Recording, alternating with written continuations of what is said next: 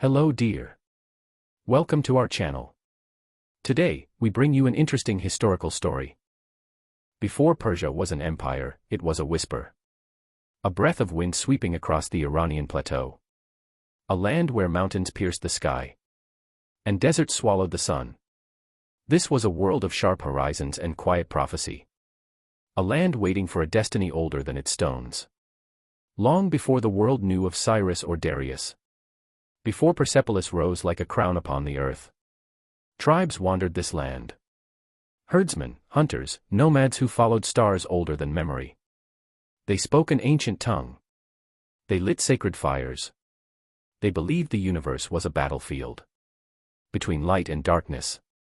And in this land of wandering tribes, the first sparks of empire were gathering. The Iranian plateau was unlike any cradle of civilization.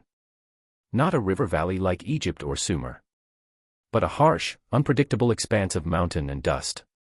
It forged toughness into the bones of its people. The Medes. The Persians. The Parthava. The Bakhtari. Dozens of tribes who lived by courage and steel. They worshipped Ahura Mazda, the Lord of Light. A god not of temples but of truth. A god who demanded not sacrifice, but righteousness. Fire was sacred. Not flame for warmth or cooking. But fire as symbol. Fire as purity. Fire as eternal witness. And so the tribes kept flames burning in stone altars. Across mountain passes and dusty plains. Believing the fire connected them to the very breath of creation. Long before Persia became empire, a man walked these plains with a vision that would shape centuries. His name was Zarathustra. Known to the Greeks as Zoroaster. He spoke of a world divided. Not by tribes or kings. But by truth and falsehood. Light and darkness. Good thoughts, good words, good deeds. Against the lie. The poison that corrupts humanity. This was not just religion. It was philosophy. It was cosmic ethics. It was the idea that humans have a choice between light and shadow. And that empires rise or fall by the choices of their kings. The world did not listen at first. Prophets rarely find audiences. But Zarathustra's message took root in the hearts of the Persians.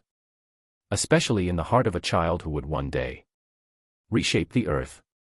In the kingdom of the Medes, a prophecy once troubled their king, Astyages. It spoke of a child born not to power, but to simplicity, who would rise to overthrow him. Fearing the future, Astyages ordered the child killed. But fate does not bow to kings. The infant was hidden, rescued by a humble herdsman, and raised among shepherds, far from the eyes of the throne. His name was Cyrus. He grew up chasing goats across rocky hills, learning the rhythm of the land. Listening to stories beside fire altars. Glowing against the night. He was strong.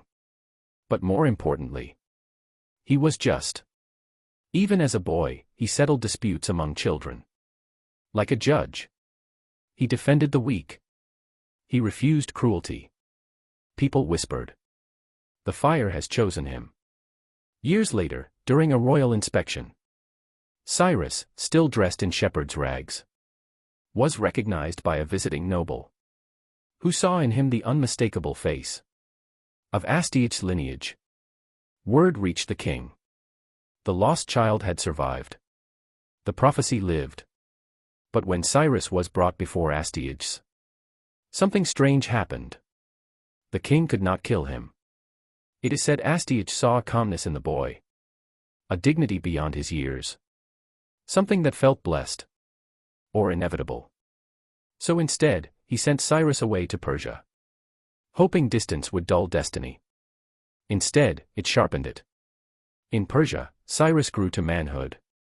A leader admired for his fairness. A warrior praised for his courage. A man whispered to be chosen by the light itself. The Persian tribes rallied around him. Fathers brought sons to swear loyalty. Priests saw ancient prophecy in his rise. The fire temples burned brighter. And soon, Cyrus had become more than a shepherd's son. More than a nobleman. More than a prince in exile. He had become the heart of a nation waiting to be born. Astyages heard of Cyrus's growing power and marched to crush him. The armies met on a plain of dust and iron. The Medes, fierce, disciplined, masters of cavalry. The Persians, fewer, poorer, but burning with belief. The battle was long. The sun burned overhead. Blood soaked the earth. Dust stung the eyes.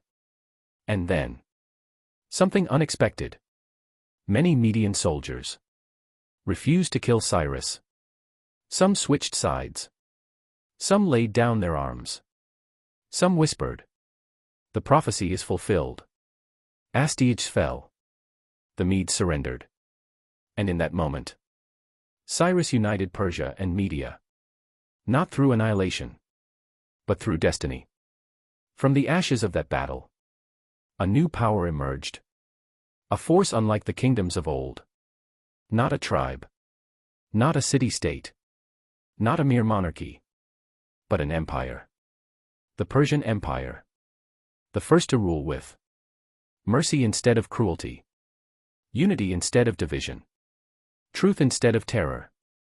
And Cyrus, the child of prophecy, became known as Cyrus the Great. Not for conquest, but for compassion.